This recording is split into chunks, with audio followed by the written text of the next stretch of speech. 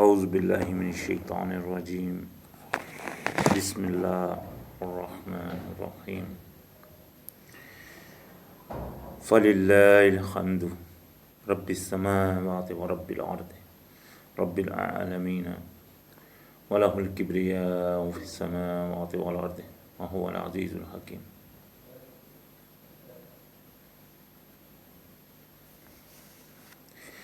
سورہ بقرہ کی 141 نمبر پہ ہمارا اختتام ہوا تھا الحمدللہ، اور انشاءاللہ سورہ بقرہ کی 142 سے شروعات ہے،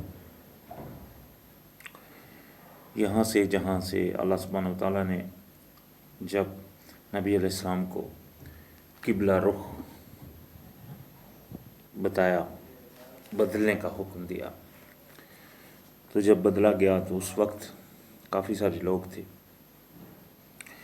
تو ان میں سے کچھ بیوقوف تھے جو یہ کہنے لگے، فرمایا سَيَقُولُ السُّفَهَاءُ مِنَ النَّاسِ، کہنے لگے جو بیوقوف ہیں لوگوں میں سے، مَا وَلَّاهُمْ عَنْ قِبْلَتِهِمُ الَّتِي كَانُوا عَلَيْهَا، جو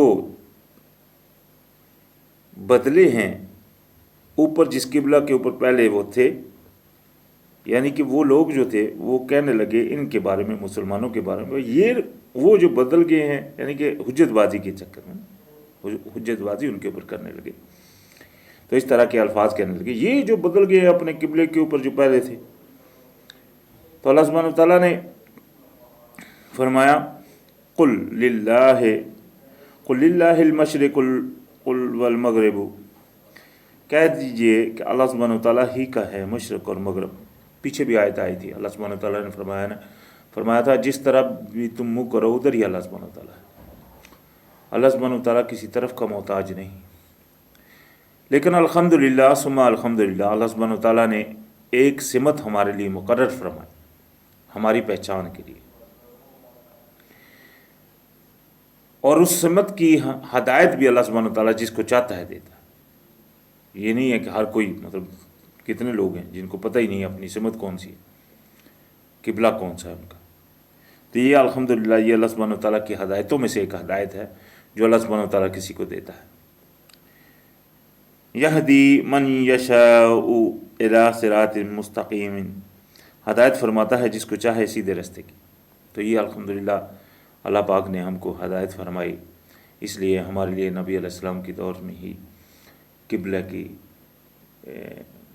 بدلی کا حکم ہوا، اور آج الحمدللہ ہمارا قبلہ مسجد حرام ہے، اور اس سے پہلے چونکہ مسجد اقصی تھا۔ تو فرمایا وَكَذَلِكَ، اور اسی طرح جَعَلْنَاكُمْ، بنایا ہم نے تم کو اُمَّةً وسطاً، اسی طرح بنایا تم کو امت وسطاً، یعنی کہ امت بیچ والی، اعتدال، یعنی کہ چونکہ قرآن میں فرمایا گیا ہے ختم النبیین نبی علیہ السلام کو، تو نبی علیہ السلام تک پیغمبر آتے رہے، کتابیں آتی رہیں، اور نبی علیہ السلام پر آ کر اللہ سبحانہ وتعالیٰ نے اپنا پیغام پیغمبر بنا کر بھیج دیا، یعنی کہ قرآن کو، جو آج بھی وہ اسی طرح کا ہے جس طرح نبی علیہ السلام کے دور میں نازل ہوا تھا الحمدللہ۔ تو یہ امت بن گئی اس وقت، جو گزر چکے تھے وہ بھی ان سے پہلے سب نبی بھی ہوئے، ان میں بھی نبی ہوئے، ابھی ان کے بعد کوئی نبی نہیں جو جس طرح قرآن میں ہے۔ تو اگر یہی لازم بات ہے، امت ہے وہ کہ جو آگے بھی ہے ان کے، چونکہ آگے کوئی نبی نہیں، جس طرح مطلب قرآن میں فرمایا گیا کہ یہ ختم النبی جین، اگر وہ ختم النبی جین نبی علیہ السلام کے اوپر مہر ہے تو پھر ختم ہے، تو پھر اس کے آگے تو کوئی نبی نہیں، تو چونکہ نبی نہیں، تو جو نبی نہیں ان میں سے یہ آخری قوم ہوگی، تو یہ پچھلوں جو نبی تھے جن کے اوپر نبی گزرے ہیں ان کے بھی یہ آخری ہو گئے. تو یہ اس نظریے سے بیچ والی کہلائی، کیونکہ اس کے آخر میں اس سے پیچھے بھی نبی ہوئے، اس سے آگے کوئی نبی نہیں، تو یہ بیچ میں آ گئی الحمدللہ. تو اور بنایا اس کو کس وجہ سے؟ لِتَكُونَ شَهِيدًا عَلَى النَّاسِ، تاکہ تم ہو جاؤ گواہ لوگوں پر. چونکہ اس کے ہاتھ میں ہے یہ پیغام، اللہ کا بھیجا ہوا آخری کلام، جیتا جاگتا پیغمبر اللہ کا یہ قرآن. تو اس میں اللہ پاک کا حکم ہے، اللہ پاک کے لا اینڈ آرڈر ہیں. تو ان کو نافذ کرنا اور ان کے اوپر چلنا، اور جو پھر نہ چلے وہ سب ان کے نظر میں ہیں، جو ان کے گواہ ہیں، تبھی تو یہ ان کے اوپر گواہ ہیں. ابھی ایک مومن بندہ ہے، اس کے سامنے جب کوئی مشرک کوئی شرک کر رہا ہوتا ہے یا کوئی ایسا عمل کر رہا ہوتا ہے، وہ مومن بندہ اس کو پتہ ہے اللہ پاک نے یہ فرمایا ہے، تو وہ اس کے اوپر گواہ ہو گیا نا کہ ہاں بھئی یہ بھی بندہ تو یہ نہیں کر رہا. تو اسی طرح اللہ پاک نے تمام لوگوں یعنی کہ ان مومنوں کو ان کے اوپر لوگوں کے اوپر گواہ بنا دیا. تو وَيَكُونَ الرَّسُولَ عَلَيْكُمْ شَهِيدًا، اور بنایا رسول علیہ السلام کو تم پر گواہ. ابھی اور بنایا رسول کو علیکم تم پر گواہ، اور بنایا رسول کو تم پر گواہ. ابھی یہ رسول کون سے ہوئے؟ نبی علیہ السلام تو اس وقت کے لوگوں کے لیے گواہ ہو گئے، چلو ٹھیک ہے. ابھی آج کے مسلمانوں کے لیے وہ کس طرح گواہ ہوئے؟ آج کے مسلمانوں کو تو وہ نہیں دیکھ رہے. گواہ تو وہ ہوتا ہے جو دیکھے، اب میں نے یہ دیکھا ہے یہ عمل، ٹھیک ہے نا، اس کو گواہ بولتے.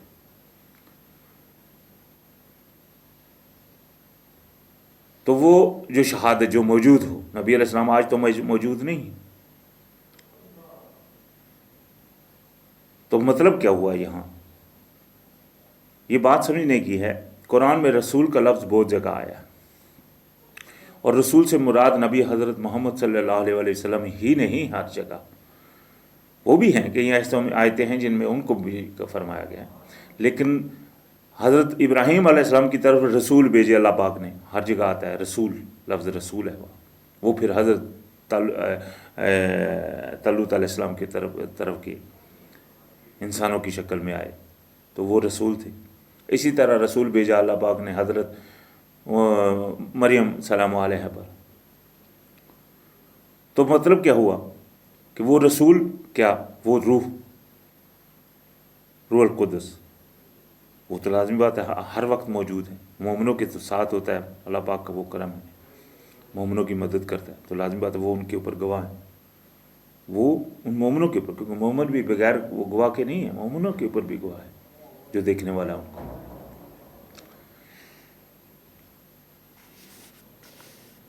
وَمَا جَعَلْنَا الْقِبْلَةَ الَّتِي كُنْتَ عَلَيْهَا، اور نہیں بنایا تھا ہم نے قبلے کے اوپر جس کے اوپر تم تھے، الا مگر اس لیے، لِنَعْلَمَ تاکہ ظاہر کا فرما دیں. یہاں جاننا جنوانا ہے، یعنی کہ اللہ پاک تو ہر چیز جانتا ہے، اللہ پاک سے تو کوئی چیز چھپی نہیں. یعنی کہ ان کے اوپر جو دل میں اپنے ایمان کے دعوے دار ہیں، لیکن اندرونی حالت میں وہ ان کا دعویٰ جو ہے نا وہ پکا نہیں ہے. کسی کی ایمان والے کو بھی پکا پتہ نہیں ہوتا میرا ایمان کتنا سا ہے. ہو سکتا ہے بندہ ایک ایمان والا خود کو جانچتا، لیکن ایسی آزمائش آ جائے تو وہاں وہ رک کھڑا رہ جائے. ایسے بھی ہوتی ہے. تو یہ ایک آزمائش تھی ان کے لیے جو اپنے آپ کے دعویٰ کرتے تھے، ہاں بھئی ہم مسلمان ہیں. آزمائش کیا تھی؟ لِنَعْلَمَ مَنْ يَتَّبِعُ الرَّسُولَ مِمَّنْ يَنْقَلِبُ عَلَىٰ عَقِبَيْهِ، یعنی کہ دیکھنا تھا اس میں کہ کون جو ہے وہ اتباع کرتا ہے رسول علیہ السلام کی، چلتا ہے نبی علیہ السلام کی اس حکم کے اوپر جو اللہ کی طرف سے حکم ہوا. تو اطاعت کا مطلب کیا ہو گیا؟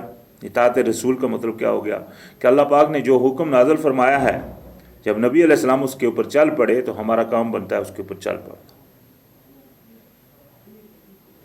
کیونکہ نبی علیہ السلام پر وہ اترا اور نبی علیہ السلام کو خود عمل کیا، تو ہمارے لیے وہ عمل بن گیا ان کی اتباع کرنا لازمی. تو اس میں اللہ پاک نے دیکھنا تھا کہ وہ کون بندہ ہے جو ان کے اوپر اس کی اس حکم کی اتباع کرتا ہے، اور کون ہے وہ جو ایڑیوں کے بل پھر جاتا ہے، جو پھر جاتا ہے اپنی ایڑیوں کے بل. یعنی کہ ابھی حکم آ گیا تھا بدلی کعبے کا. ابھی اس میں کئی بندے ایسے بھی تھے جو ایمان والے تھے، ہاں بھائی سارے اتنا عرصے سے نبی علیہ السلام پر ایمان لائے، ٹھیک ہے، وہ نماز پڑھتے. بعد میں قبلے کی بدلی کا حکم ہوا تو کچھ ایسے بھی مطلب لوگوں کے دلوں میں آتا ہے کہ ہاں جی یہ پہلے تو یہ ادھر تھے، آج ادھر کس طرح ہو گئے. تو یہ آزمائش تھی ان کے لیے. آج بھی وہ میں نے پیچھے بھی یہ بات کہی تھی کہ آج بھی اگر کسی کے سامنے حق بات آ جاتی ہے، مثال کے طور پر ایک بندہ کالے رنگ کو پیلا سمجھتا رہا ساری عمر، اس کے ماں باپ بھی پیلا ہی سمجھتے رہے، وہ بھی پیلا ہی سمجھتا رہا. وہ جب بوڑھے کو پہنچا، 40 سال کی عمر کو پہنچ گیا، اس کو پتہ چلا یار یہ رنگ تو کالا، پیلا نہیں کالا ہے. اس کے باوجود بھی اگر وہ اپنی اڑی کے اوپر اڑ گیا کہ نہیں یہ پیلا ہی ہے، تو مطلب وہ اپنی خواہش کے پیچھے چل پڑا. اور جو سمجھ میں آ گئی جس کے بعد ہاں بھئی یہ ہاں میں تو غلطی پر تھا، یہ تو کالا رنگ ہے، پیلا تو نہیں ہے، تو اور کالے کو کالا سمجھ بھی لیا، تو مطلب کیا ہوا کہ وہ ہدایت کو مان لیا. اس نے جو ہدایت سامنے آ گئی سچی بات مان لی اور اس کے اوپر چل پڑا، وہ ہدایت یافتہ ہو گیا. اور جس نے ساری عمر چاہے جو عمل بھی کیے ہوں، لیکن عین وقت جس وقت آزمائش آئی وہ پیچھے ہٹ گیا، تو عملوں کا ضائع کرنا اللہ پاک نے قرآن میں بہت جگہ مثالیں دی ہیں. جو عمل ہوتے ہیں لیکن عمل اللہ پاک زیرو کر دیتے ہیں. اللہ پاک عملوں کو دگنا بھی کرتے ہیں. ایسے بھی عمل ہے، ایسے بھی لوگ ہیں جن کے اعمال اللہ سبحانہ و تعالیٰ دگنے فرما دیتے ہیں، اور ایسے بھی عمل ہیں جن کو اللہ سبحانہ و تعالیٰ بالکل ہی ختم کر دیتے ہیں. تو عملوں کے ضائع ہونے سے بچنا چاہیے. شرک ان میں سے ایک گناہ ہے، اور بھی بہت سارے، انشاءاللہ یہ سورہ محمد میں آئے گی باتیں، اور بھی بہت سی جگہ اس کا ذکر ہے. لیکن کئی لوگ تو مطلب اپنے وہ عمل کو ضائع کر بیٹھتے ہیں، ان کو پتہ بھی نہیں چلتا. ان کی مثالیں بھی آئی ہیں. دور سے بندہ جس طرح پانی کو دیکھتا ہے، جب پاس جاتا ہے تو پانی نہیں ہوتا دھوپ میں، تو مطلب یہ اس کی عمل کی مثال ہے. اسی طرح کی اور بھی بہت ساری مثالیں ہیں قرآن پاک میں. تو مطلب کیا ہوا کہ یہاں وہ آزمائے گئے کہ کیا بھائی بندہ اللہ پاک کے حکم کے مطابق چلتا ہے، نبی علیہ السلام کی اتباع کرتا ہے یا نہیں. وَإِن كَانَتْ لَكَبِيرَةً إِلَّا عَلَى الَّذِينَ هَدَى اللَّهُ. اور یہ تھا بڑی چیز کہ یعنی کہ بدلی کرنا اپنی اس چیز کو جس کو ہم سمجھ رہے تھے کہ یہ ٹھیک ہے، اس کے اوپر پھر جانا، اس کے دوسری طرف چلے جانا. جس طرح نبی علیہ السلام جب آئے تو کتنے لوگ تھے جو مطلب بتوں کو پوجا کرتے تھے، ساری عمر کی پوجا ان کے باپ دادا کرتے رہے تھے. تو جب نبی علیہ السلام آئے تو انہوں نے اور کچھ کہا جو حق تھا، تو اس کے اوپر جو حق کے اوپر جو ایمان لائے وہ ٹھیک ہو گئے. کئی لوگ ایسے بھی تھے جو یہی سوچ رہے تھے کہ یار ہم تو ساری عمر یہ ہمارے کرتے نہیں، وہ پاگل تھے. یہی جواب قرآن میں کتنی جگہ ایسے لوگوں کا ہے. جب بھی کہا جاتا ہے تو وہ کہتے ہیں ہمارے ماں باپ، ہم نے اپنے ماں باپ کو اس طرح کرتے دیکھا. تو یہ ان کا جواب تھا. تو یہ بڑی چیز تھی، لیکن ان کے اوپر نہیں تھی بڑی یہ جن کو اللہ پاک نے ہدایت دی تھی، جن کی وما کان اللہ لیضیع ایمانہم. اور اللہ سبحانہ وتعالیٰ نہیں تھا کہ ان کا ضائع کر دیتا ایمان، کیونکہ کئی لوگوں کے دلوں میں یہ کھٹکا تھا کہ ہم پہلے جو نمازیں ادھر کر کے پڑھتے رہے تو کیا وہ ہماری ضائع چلی گئیں. تو اللہ پاک ایسا نہیں تھا کہ ایمان جو ہے نا ضائع کر دیتا ان کا. ان اللہ بالناس لرؤوف الرحیم. اللہ سبحانہ وتعالیٰ تو انسانوں کے ساتھ، سب انسانوں کے، یہاں سب انسان آ گئے. اللہ سبحانہ وتعالیٰ تو انسانوں کے ساتھ ہے، شفقت فرمانے والا اور رحم فرمانے والا. کئیوں نے رحمت صرف مومنوں کے لیے رکھی ہے، یہاں اللہ سبحانہ وتعالیٰ نے ہر انسان کے لیے فرما دی. قد نرا، دیکھ لیا ہم نے، تقلب وجہک فی السماء، اٹھانا آپ کا منہ آسمانوں کی طرف. فَلَنُوَلِّيَنَّكَ قِبْلَةً تَرْضَاهَا، سو کر دیں گے ہم کو آپ کو رخ اسی طرف جس کو آپ پسند کرتے تھے. یعنی کہ اسی قبلے کو آپ کے لیے پسند کرے، اس کی طرف پھرنے کا آپ کہہ دیں گے جس کو آپ پسند فرماتے ہیں. تو یہاں ایک بات بڑی غور کی ہے کہ نبی علیہ السلام کی خواہش تھی قبلہ مکہ کی، یہ اللہ پاک نے ہم کو یہاں کلیئر فرمایا۔ دوسری بڑی پیاری بات یہاں جو نظر آتی ہے کہ نبی علیہ السلام نے اپنی خواہش پوری کرنے کے لیے وہ جو دعا کا طریقہ اختیار کیا، یعنی کہ وہ کی پوری ہونے کا کیا تھا؟ آسمانوں کی طرف دیکھنا، دل میں وہ آرزو اور دیکھنا آسمانوں کی طرف۔ تو اللہ سبحانہ و تعالیٰ نے ان کی یہ دعا قبول فرمائی۔ تو یہ بھی ایک بڑی اچھی چیز ہے، یعنی کہ اگر آپ کے دل میں کوئی خواہش ہے تو آپ اس کو مانگنا چاہتے ہیں تو آپ آسمانوں کی طرف دیکھ کر بھی آپ اس کو مانگ سکتے ہیں۔ یہ یہاں قرآن میں یہ چیز مل رہی ہے الحمدللہ۔ تو فرمایا فَوَلِّ وَجْهَكَ شَطْرَ الْمَسْجِدِ الْحَرَامِ، تو پھیر لیجئے چہرہ اپنا طرف مسجد حرام کے، وَحَيْثُ مَا كُنْتُمْ فَوَلُّوا وُجُوهَكُمْ شَطْرَهُ، اور ہوا کرو جہاں بھی تم تو کر لیا کرو اپنا چہرہ اسی طرف، یعنی کہ اسی قبلے مسجد حرام کی طرف۔ اور بے شک الحمدللہ یہ یہاں سے ہمارے لیے، ہم سب کے لیے یہ ہمارا قبلہ رخ ہو گیا، اور ہم آج بھی الحمدللہ جہاں بھی ہوتے ہیں ہم کو اللہ کے کرم سے قبلے کی طرف ہی منہ کرنا ہے۔ ہاں اگر کسی کو پتہ نہیں ہوتا یا مطلب جس کو سمجھ نہیں آتی دنیا میں ایسی بھی جگہ ہو تو وہاں اللہ پاک تو ہر طرف ہے، اس میں کوئی شک نہیں۔ تو فرمایا ان الذین اوتوا الکتاب، بے شک وہ جن کے پاس آئی تھی کتاب، لیعلمون، جانتے ہیں، انہ الحق، کہ یہ ہے حق، من ربک، آپ کے رب کی طرف، من ربہم، ان کے رب کی طرف سے۔ وہ جن کے پاس آئی تھی کتاب وہ جانتے ہیں کہ یہ ان کے رب کی طرف سے حق ہے۔ یہ کیا بھی، اور یہ یہی نہیں صرف جانتے کہ یہ حق ہے، آگے اور بھی بات آئے گی۔ یہ قبلہ الحمدللہ اگر آپ بائبل میں پڑھیں تو بائبل میں آپ کو مکہ کا بھی ذکر ملتا ہے، اور نہ صرف مکہ کا، الحمدللہ بائبل میں آپ کو حجر اسود کا بھی ذکر ملتا ہے، اور یہ پرانے عہد نامے میں بھی ہے اور نئے عہد نامے بھی، الحمدللہ اللہ پاک کے کرم سے ہم کو اللہ پاک نے یہ چیزیں سمجھائیں اور ہم نے نوٹ کی ہوئی ہیں کون کون سی جگہ پہ ہے، اس میں کوئی شک نہیں، الحمدللہ۔ تو وَمَا اللَّهُ بِغَافِلٍ عَمَّا يَعْمَلُونَ، اور اللہ سبحانہ و تعالیٰ غافل نہیں ہے وہ جو یہ عمل کرتے ہیں، اللہ سبحانہ و تعالیٰ ان کے عملوں سے غافل نہیں۔ وَلَئِنْ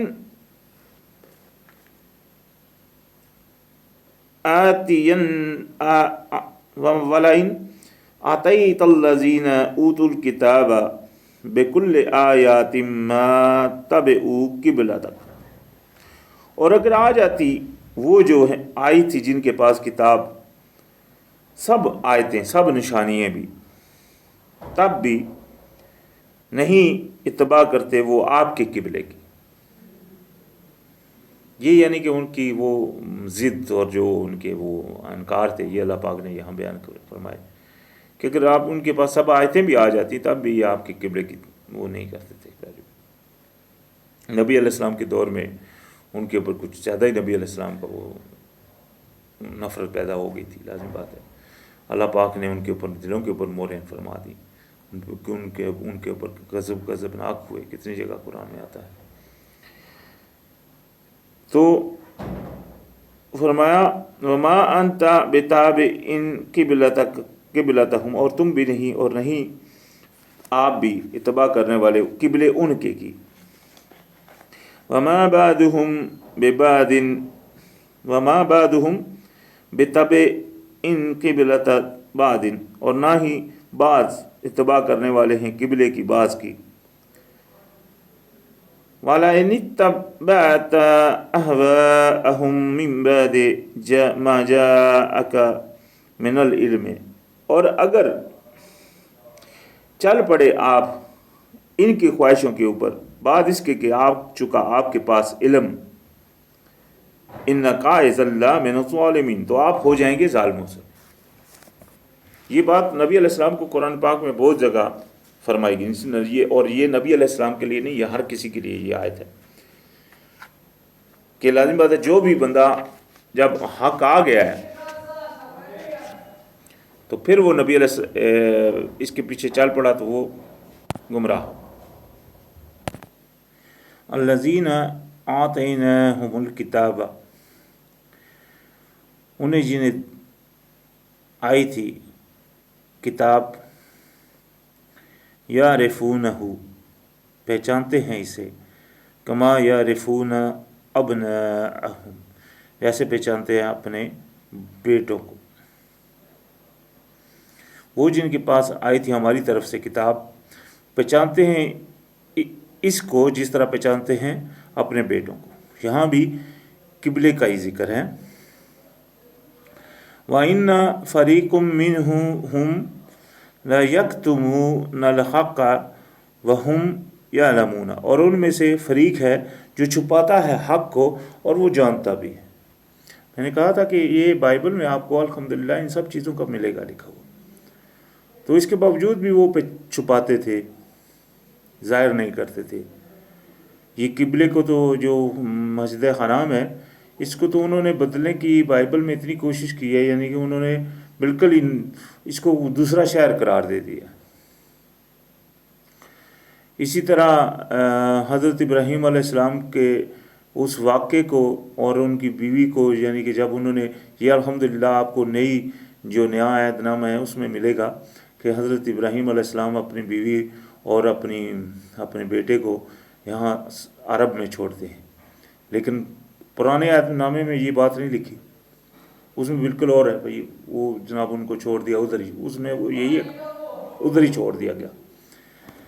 تو یہ لازم بات ہے، یہ ان لوگوں کے وہ چیزیں تھیں جو چھپاتے تھے، جو حق کو ظاہر ہونے کے باوجود چھپا رہے تھے، اور وہ جانتے بھی تھے۔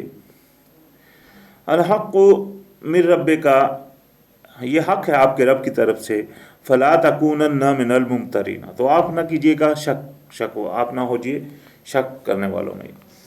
تو لازم بات ہے یہ الحمدللہ اللہ سبحانہ وتعالیٰ کی طرف سے حق ہے، اس میں کوئی شک والی بات نہیں۔ وَلِكُلٍّ وِجْهَةٌ هُوَ مُوَلِّيَهَا، اور ہر کسی چہرے کے لیے ہوتا ہے مولیہا، اس کا جدھر کا اس کا رخ ہوتا ہے، جدھر وہ کوئی اس کا جس کے اوپر وہ اعتقاد رکھتا ہے۔ تو یہ تو آپ کو ہر پتہ ہی ہے کہ ہر بندہ کسی نہ کسی کی طرف مائل ہوتا ہے۔ کوئی تو حضرت ابراہیم علیہ السلام جس طرح وہ مکمل حنیفاً ان کو کہا گیا ہے، کیونکہ وہ تو صرف اللہ کی طرف کے تھے۔ اسی طرح ہم سب کو حکم ہے کہ ہم انہی کی ملت کے اوپر ہوں، لیکن آج بھی ایسے لوگ ہیں اور ہوتے رہے ہیں کہ جو لوگ اللہ سے علاوہ دوسروں کی طرف متوجہ ہوتے ہیں یا دوسروں سے اعتقاد رکھتے ہیں، کسی بھی اور چیز سے اعتقاد رکھنا اللہ کے علاوہ، یعنی کہ وہ شرک اور کفر میں چلی جاتی ہے بات۔ تو فرمایا فاستبقوا الخیرات، تو آپ جلدی کیجئے بڑی نیکیوں کی طرف، یعنی کہ یہ نیکی ہیں جو اللہ پاک نے آپ کو سیدھے راستے کی طرف لگا دیا ہے، تو آپ اس کی طرف ہو جائیے، اس کی طرف بڑھیے۔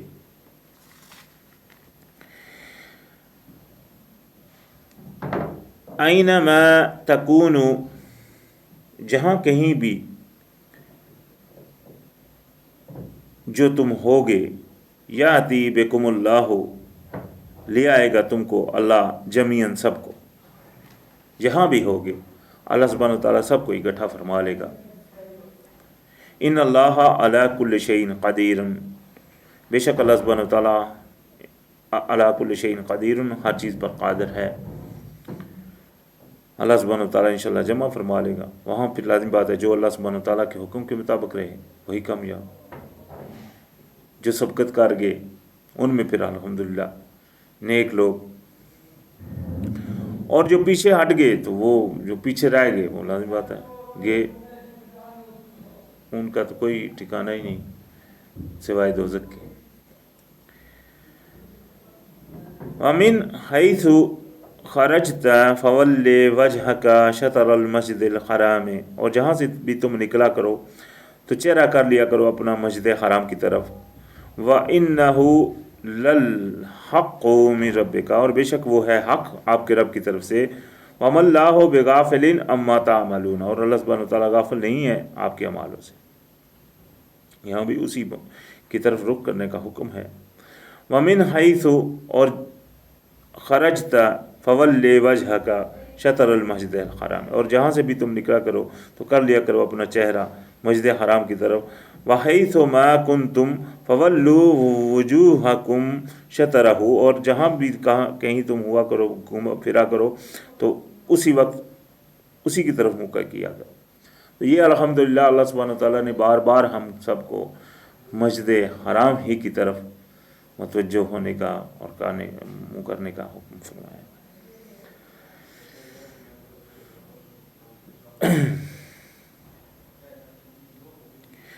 لِأَلَّا يَكُونَ لِلنَّاسِ عَلَيْكُمْ حُجَّةٌ، تاکہ نہ رہے لوگوں کو تمہارے اوپر کوئی حجت. إِلَّا الَّذِينَ ظَلَمُوا، مگر ان میں سے جو ظالم ہیں. منہم، ان میں سے مگر وہ جو ظالم ہیں، یعنی کہ آپ اگر کوئی ایک طرف منہ کر رہا ہے کوئی دوسری طرف کر رہا ہے تو بندے کو کیا پتہ چلے گا کوئی کدھر کر رہا ہے کوئی کدھر. آپ کو حکم ہوا ہے کہ آپ قبلے کی طرف ہی منہ کرو.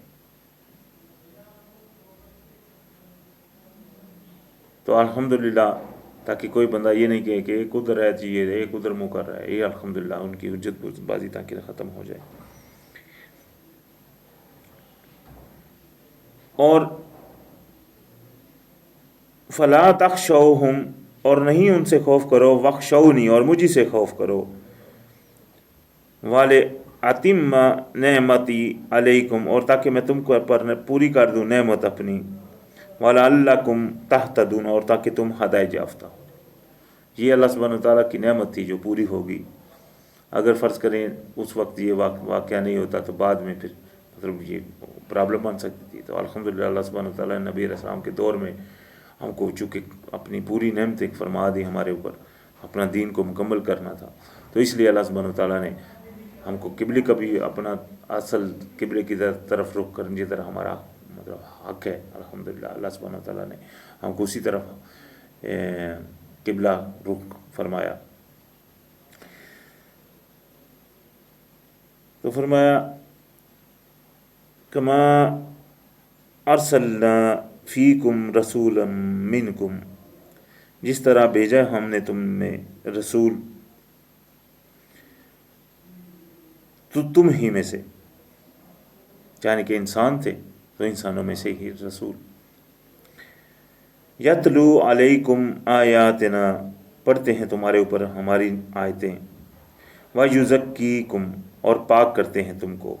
وَيُعَلِّمُكُمُ الْكِتَابَ وَالْحِكْمَةَ، اور سکھاتے ہیں تم کو کتاب قرآن اور حکمت یعنی کہ دانائی کی باتیں. یہ نبی علیہ السلام کی حدیثوں میں آپ کو الحمدللہ بہت ساری حدیثیں جو صحیح حدیثیں ہیں جن میں حکمت کی باتیں ہیں وہ آپ کو الحمدللہ ملتی ہیں.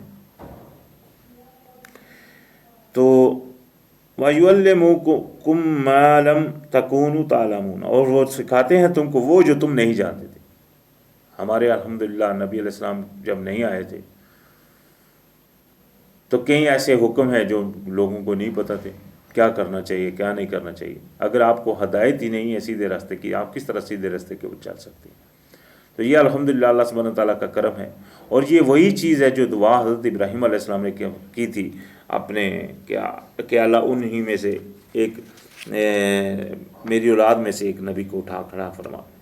تو یہ وہ دعا تھی جو اللہ پاک نے ان کی قبول فرمائی تھی، جس میں انہوں نے فرمایا تھا وَبَعَثْنَا وَابْعَثْ فِيهِمْ رَسُولًا مِّنْهُمْ يَتْلُو عَلَيْهِمْ آيَاتِكَ وَيُعَلِّمُهُمُ الْكِتَابَ وَالْحِكْمَةَ وَيُزَكِّيهِمْ إِنَّكَ أَنْتَ الْعَزِيزُ الْحَكِيمُ. تو یہ حضرت ابراہیم علیہ السلام کی جو دعا تھی وہی یہاں اللہ سبحانہ وتعالیٰ نے فرمائی کہ یعنی کہ یہ وہی رسول ہیں جو ان کی دعا قبول ہوئی تھی. تو الحمدللہ یہ ان میں سے نبی علیہ السلام اٹھے. تو یہ دعا انہوں نے اس وقت کی تھی جب وہ خانہ کعبہ کی تعمیر فرما رہے تھے. الحمدللہ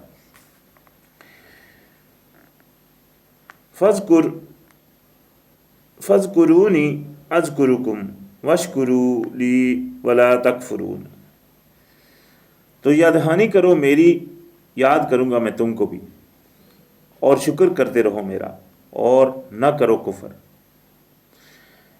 یعنی کہ یہ اللہ سبحانہ وتعالیٰ کی طرف بھی معاملہ ایک ہاتھ لے اور ایک ہاتھ دے کا ہی ہے۔ آپ اللہ کو یاد کریں، اللہ سبحانہ وتعالیٰ بھی آپ کو یاد کریں گے۔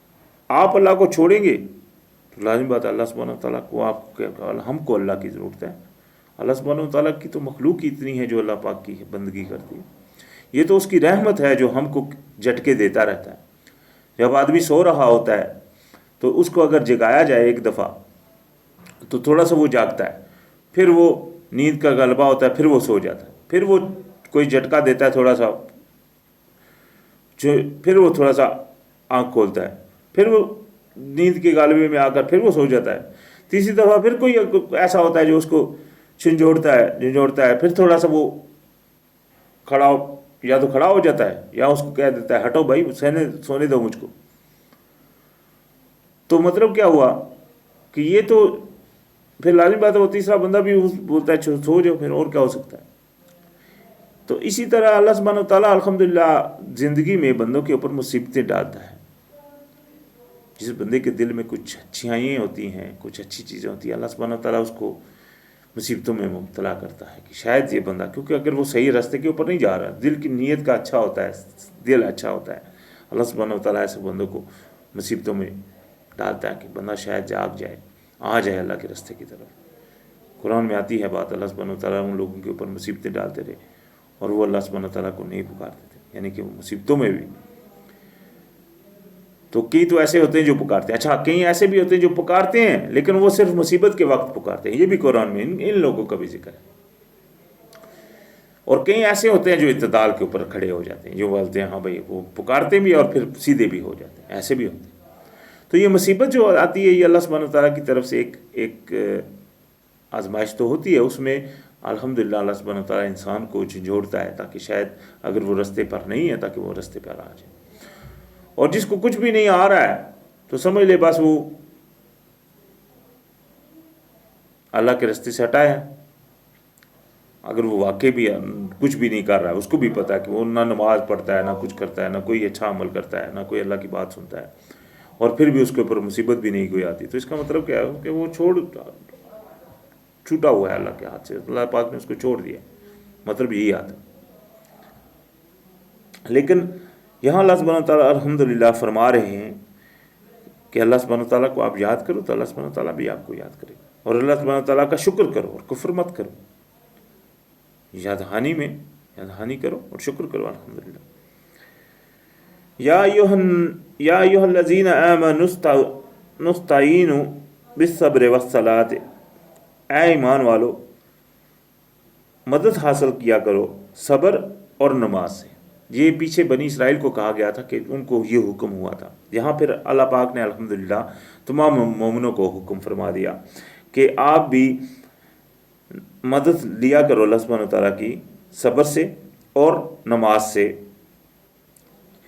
ان اللہ مع الصابرین، اور اللہ سبحانہ وتعالیٰ بے شک ہے صبر کرنے والوں کے ساتھ۔ صبر الحمدللہ یہ ایک اہم نقطہ ہے اللہ سبحانہ وتعالیٰ کی بندگی کا۔ صبر کر لیں آپ اللہ کے، لیکن اللہ کی رضا کے لیے، یہ نہیں کہ کسی مجبوری کے لیے بس صبر کر لیں، ہاں اللہ کے رضا کے لیے اگر آپ صبر کر لیں تو اللہ سبحانہ وتعالیٰ صبر کا بہت بڑا بدلہ دیتا ہے۔ اور صبر کی مثال آپ کو حضرت ایوب علیہ السلام کی بھی اللہ سبحانہ وتعالیٰ نے قرآن میں بھی بیان ہے، اور تورات میں تو پوری ایک بک ہے ایوب علیہ السلام پر۔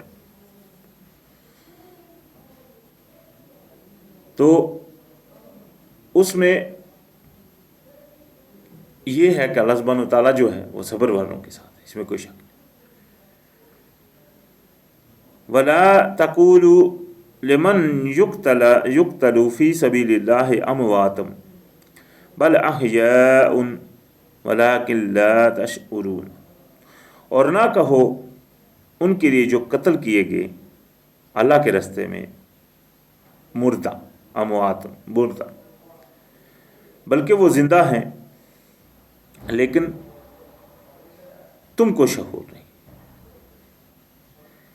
یعنی کہ وہ زندہ ہیں، یہ ایک چیز ہے بڑی اہم، کیونکہ دو زندگیاں اور دو موتوں کو بیان ہے.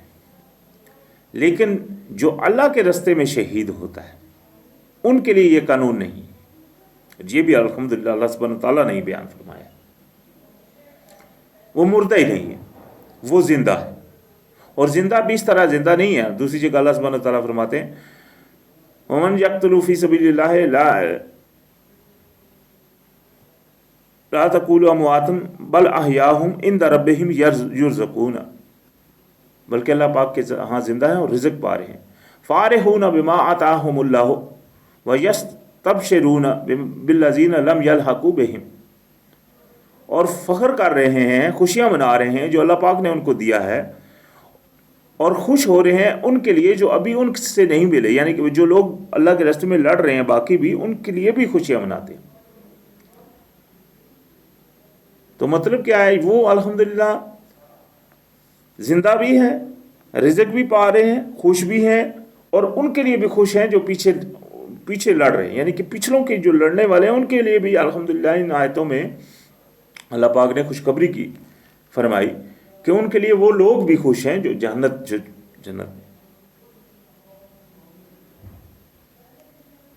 تو یہ الحمدللہ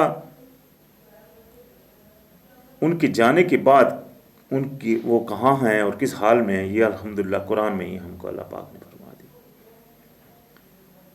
ابھی جو قبر کا عقیدہ رکھا جاتا ہے، قبر میں بھی ایسے عقیدہ ہے کہ عذاب ہے جی، اور یا تو عذاب ہے یا جنت کا باغ ہے، یہ بھی عقیدہ ہے. تو اگر جنت کا باغ ہے تو پھر تو یہ ان میں، اور وہ بھی جنتی یہ بھی جنتی.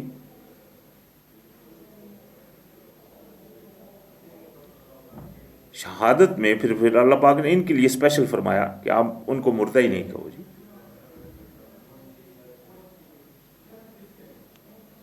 تو اسی طرح میں نے پیچھے بھی بیان کیا تھا کہ اللہ پاک نے فرمایا ہے کہ پہلے تم مردہ زندہ کیا، پھر مردہ کیا، پھر زندہ فرمائے گا، اور قیامت کے دن اسی کی طرف لوٹ کر جائیں گی. تو وہ دو زندگیاں اور دو موتیں وہی ہیں، وہ ہر کے لیے. لیکن یہ کہ کسی کو اللہ پاک معجزے کے لیے زندہ کر دے وہ علیحدہ بات ہوتی ہے. یا کوئی اللہ پاک، جس طرح اللہ پاک نے آگ کو تاثیر تھی جلانا، لیکن اللہ پاک نے آگ کو حکم دے دیا، اس نے نہیں جلایا. تو یہ اللہ پاک کا جس ہر چیز پر قادر ہے. لیکن جو شہادت کا مرتبہ ہے وہ اللہ پاک نے خود فرما دیا کہ وہ زندہ ہے، ان کو آپ مردہ نہیں کہہ سکتے. وَلَنَبْلُوَنَّكُمْ، اور آزمائش کرتے ہیں ہم تو بِشَيْءٍ مِّنَ الْخَوْفِ، کچھ چیزوں کی تم میں سے، خوف میں سے بھی، وَالْجُوعِ، اور بھوک کی، وَنَقْصٍ مِّنَ الْأَمْوَالِ، اور مالوں کے نقصان کی، وَالْأَنفُسِ، اور اپنوں جانوں کے نقصان کی، وَالثَّمَرَاتِ، اور پھلوں کے نقصان کی، وَبَشِّرِ الصَّابِرِينَ، اور خوشخبری دے دیجئے صبر کرنے والوں کے لیے. یعنی کہ اللہ سبحانہ تعالیٰ تو زندگی بنائی ہے آزمائش کے لیے. زندگی صرف آزمائش کا نام، بہت جگہ یہ بات آتی، اور خاص طور پہ سورہ ملک میں جو الحمدللہ فرمایا لِيَبْلُوَكُمْ سبحان الذی تبارک الذی بِیدِهِ الْمُلْکُ وَهُوَ عَلَى كُلِّ شَیْءٍ قدیر وَالَّذِی خَلَقَ الْمَوْتَ وَالْحَیَاةَ لِیَبْلُوَكُمْ أَیُّکُمْ أَحْسَنُ عَمَلًا، جس نے تخلیق کیا زندگی اور موت کو تاکہ دیکھے کہ کون تم میں سے اچھے عمل کرتا ہے. تو زندگی اور اس کا موت کا جو مقصد ہے وہ صرف ہے آزمائش. تو الحمدللہ ان میں اللہ پاک ان ہر خوف سے بھی اللہ پاک بیچ کر آزمائش فرما لیتا ہے. بھوک کی اللہ پاک دیتا ہے، آزمائش فرما دیتا ہے. مال وغیرہ کی نقصان کی، جانوں کے نقصان کی، کوئی ذاتی بندہ مر جاتا ہے بندہ، کئی بندے تو ایسے نا امید ہی ہو جاتے ہیں. تو یعنی کہ یہ ہر چیز کی آزمائش ہوتی ہے صرف. اور خوشخبری ہے صبر کرنے والے. وہ ابھی صبر کرنے والے کون؟ ان کی یہاں پہچان آتی ہے وہ الذین اذا اصابت ہم مصیبت، جب پڑتی ہے، جب کبھی بھی پڑتی ہے ان کے اوپر کوئی مصیبت، قالو کہتے ہیں انا للہ، بے شک ہم ہیں لیے اللہ کے، وانا الیہ راجعون، اور ہم ہیں اسی کی طرف لوٹ کر جانے والے۔ بھائی ہم اللہ ہی کا مال ہیں اور اللہ ہی کی طرف لوٹ کر جائیں گے، یہ ہے ان کا قول جو صبر کرنے والے ہیں۔ ابھی اس میں اکثریت ہمارے ہاں کوئی بندہ فوت ہو جاتا ہے تو یہ لفظ کہا جاتا ہے، لیکن یہ ہر مصیبت کے لیے، جو بھی مصیبت آئے اللہ کی طرف سے، ایک کانٹا بھی چبھ جائے تو بھی انا للہ و انا الیہ راجعون، اور صبر کریں۔ پھر صبر جو ہے نا وہی ساری آزمائش ہے۔ ان ساری جتنی آزمائشیں ہیں، یہ دیکھیں نا پیچھے فرمایا تھا کہ اللہ صبر والوں کے ساتھ ہے، تو ان ساری آزمائشوں کا جواب کیا ہے؟ صبر۔ حل کیا ہے؟ صبر۔ ہاں بھائی ان آزمائشوں میں کیا کرنا، کیا ہے؟ ہاں بھائی صبر کرنا ہے، بس صبر کر لیں اور کامیاب ہو جائیں، بے صبری کر لیں امتحان فیل۔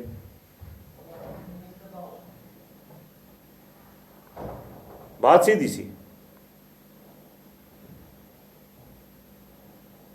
صبر کرنا ہے بھی یہ۔ ابھی دیکھیں نا، ایک بندے کے پاس کچھ بھی نہیں ہے، کوئی پیسہ نہیں ہے، کوئی مال و دولت نہیں ہے، تو اس کا کام کیا کہ بنتا ہے؟ صبر کر لے۔ لیکن ایک بندہ بے صبری کر دیتا ہے، وہ بولتا ہے چلو جی چوری کر لیتے ہیں، تو بے صبری اس نے کر دی نا۔ چوری میں کون سا وہ کامیاب ہو جائے گا؟ اگر اس کے نصیب میں نہیں ہے تو بھی اس کو وہ تو نہیں مل سکتا۔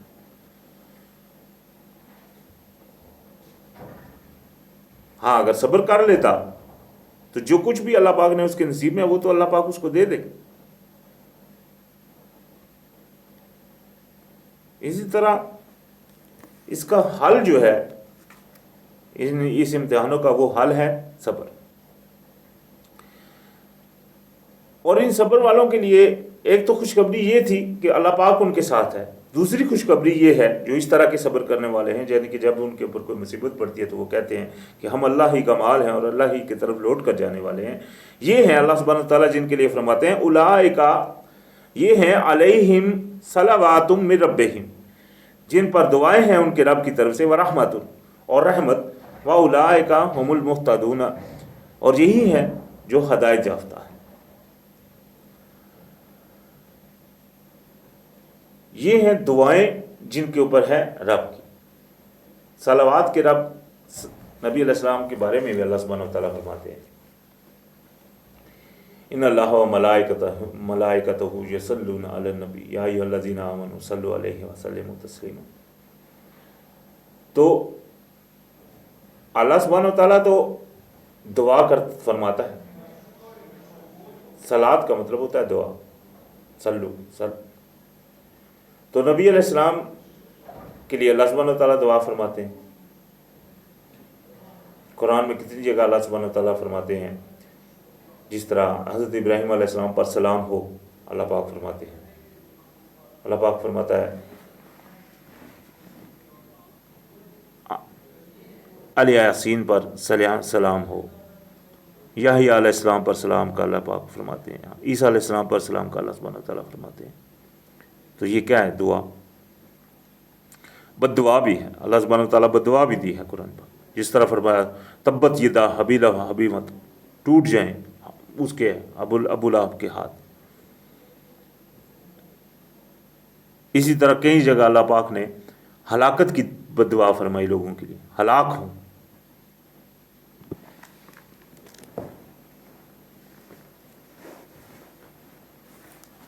تو یہ اللہ سبحانہ وتعالیٰ کی طرف سے دعائیں ہوتی ہیں۔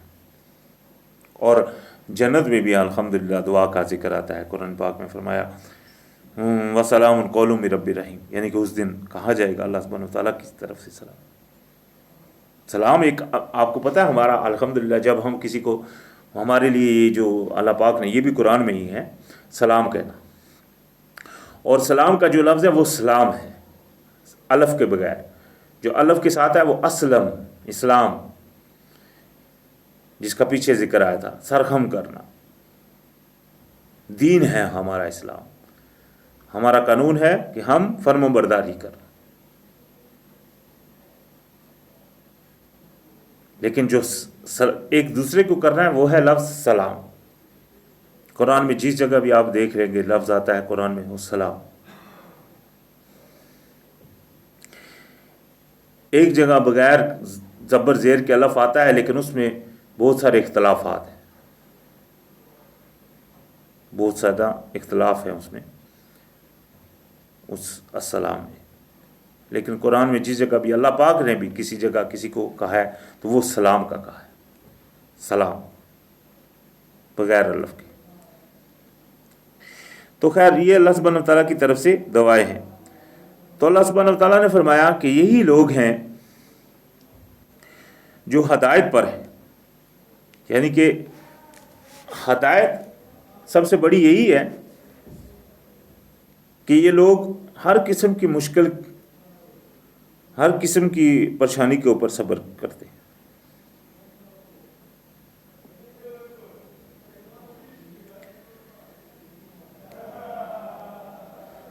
تو بہت بڑی نعمت ہے جو جس کے اوپر یہ مطلب الحمدللہ اللہ سبحانہ وتعالیٰ نے ہم کو اطلاع فرما دیا کہ ہر قسم کی آزمائش کے اوپر ہمارا کام بنتا ہے صرف اور صرف صبر کر لیں۔ آگے فرمایا ان الصفا والمروہ من شعائر اللہ، بے شک جو صفا اور مروہ تھے وہ ہیں نشانیاں اللہ سبحانہ وتعالیٰ کی۔